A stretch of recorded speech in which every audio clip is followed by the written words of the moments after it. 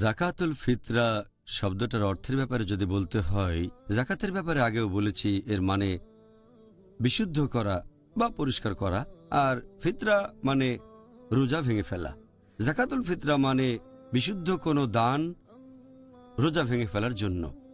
এখানে আপনাকে কিছু পরিমাণ খাবার দিতে হবে গরিব কোনো মুসলিমকে বা অভাবগ্রস্ত মুসলিমকে।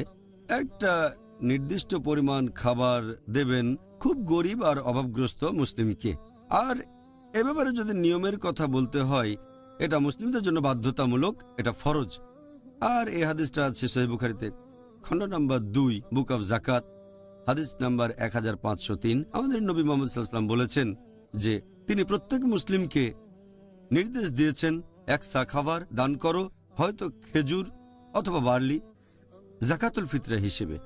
প্রত্যেক মুসলিম, দাস অথবা স্বাধীন, পুরুষ অথবা মহিলা, তরুণ বা বৃদ্ধ, এটা ফরজ প্রত্যেক মুসলিমের জন্য, পুরুষ বা মহিলা, তরুণ বা বৃদ্ধ, দাস বা স্বাধীন।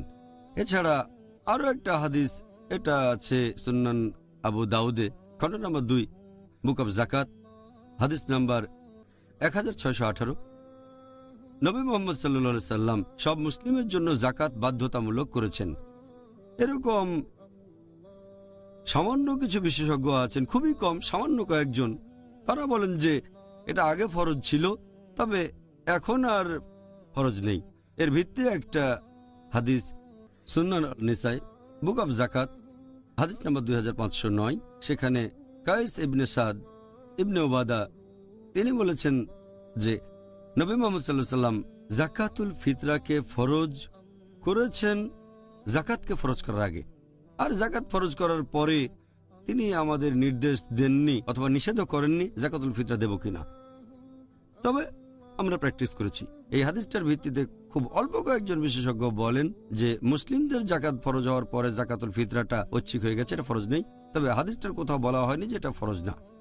এখানে বর্ণনা দিয়েছেন একজন সাহাবা যে জাকাতের আগে জাকাতুল ফিতরাকে ফরজ করা হয়েছে, তিনি বলেননি যে পরে এটাকে নিষেধ করা হয়েছে। নবী সেই নির্দেশটা আরেকবার দেননি। আর যখন ইবাদতের কোনো কাজকে ফরজ করা হবে, পরে আরেকটা ইবাদতের কাজ যেটার গুরুত্ব হয়তো আরো বেশি, তার মানে এই না যে প্রথম ইবাদতের কাজটা বন্ধ করে দিতে হবে যদি না কোনো এভিডেন্স থাকে। এটার ভিত্তিতে বেশিরভাগ বিশেষজ্ঞ বলেন যে জাকাতুল ফিতরা ফরজ প্রত্যেক মুসলিমের জন্য। দুই দলের পক্ষে কিছু যুক্তি আছে, ইনশাআল্লাহ পরে আলোচনা করব। তাহলে সঠিক নিয়মটা হচ্ছে এটা সব মুসলিমের জন্যই ফরজ।